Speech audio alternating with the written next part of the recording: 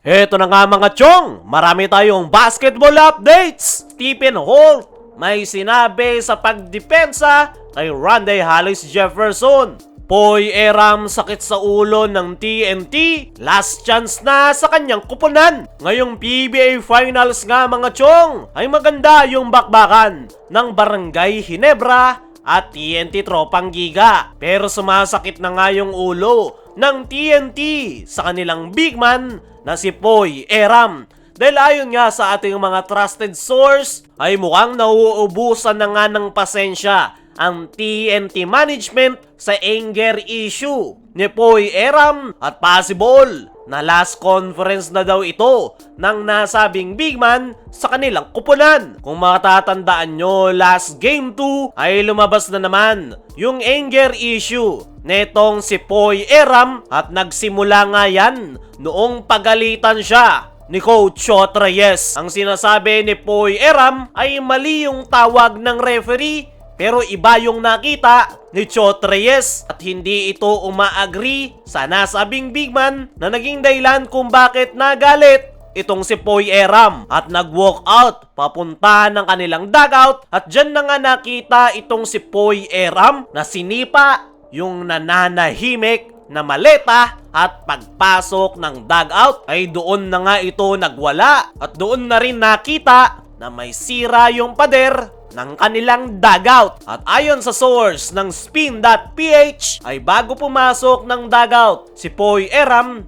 ay maayos pa yung dugout ng TNT, pero paglabas ng nasabing big man ay doon na nga nila nakita na sira na ang pader. At dahil nga sa ginawa na yan ni Poy Eram ay alanganin na nga yung kanyang lagay sa TNT Tropang Giga at possible na i-trade papuntang Blackwater Bossing. Ayon pa rin sa ating mga trusted source ay matagal na daw talagang nagtitiis ang TNT Tropang Giga sa anger issue netong si Poy Eram. Hindi nga lang daw ito mabitaw-bitawan dahil no choice ang TNT dahil wala na silang big man na maaasahan bukod kay Kelly Williams. Kaya hindi nila ito mabitawan. Pero yung totoo ay sakit lang daw sa ulo itong si Poy Eram dahil every time na susumpungin ito ay damay na yung kanilang kupunan. Para sa akin mga chong, sa inilalaro at sa attitude netong si Poy Eram ay kahit sinong kupunan ay aayawan ang kanyang ugali dahil masyado nga itong mareklamo at nakakaapekto na sa kanilang kupunan. Baka kahit Blackwater Bossing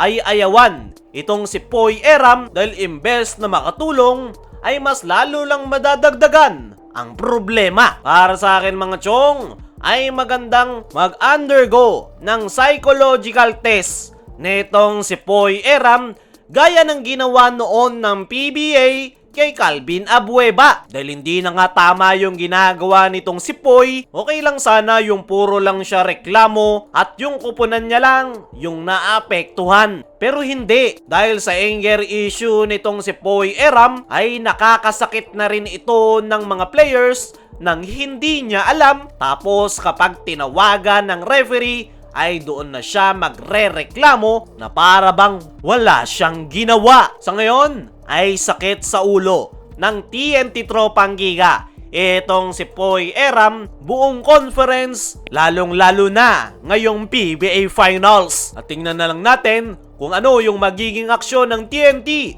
dito kay Poy Eram. Dumako naman tayo dito sa kabilang balita.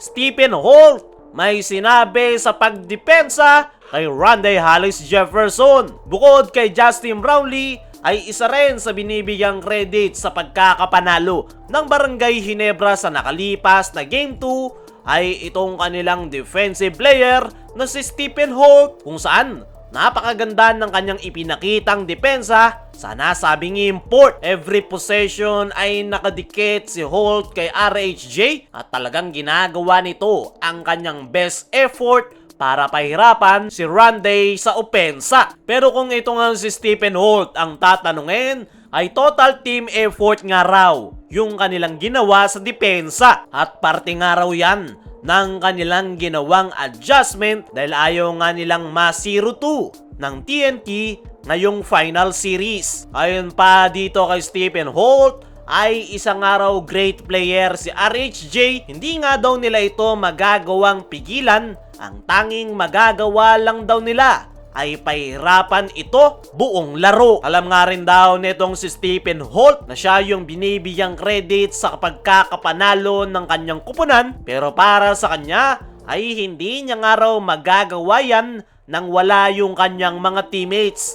Total team effort raw talaga yung kanilang ipinakita, at hindi nga lang daw siya yung dumipensa kay RHJ dahil nandyan nga rin daw si Jamie Malonzo at iba pa na tumutulong sa kanya. Para kay Stephen Holt ay ang naging problema nila noong Game 1 ay wala silang depensa. Maalat nga raw yung kanilang opensa, sinabayan pa ng kawalan ng depensa. Possible raw sana na iba yung naging resulta kung nakapagpakita lang daw sila ng intensity at magandang depensa. Pero wala na nga daw silang magagawa noong Game 1, kaya naman in-apply na lang daw nila noong Game 2, kaya nila nakuha ang panalo. Kayo mga chong, ano ang masasabi nyo sa sinabi ni Stephen Holt sa pagdepensa kay RHJ?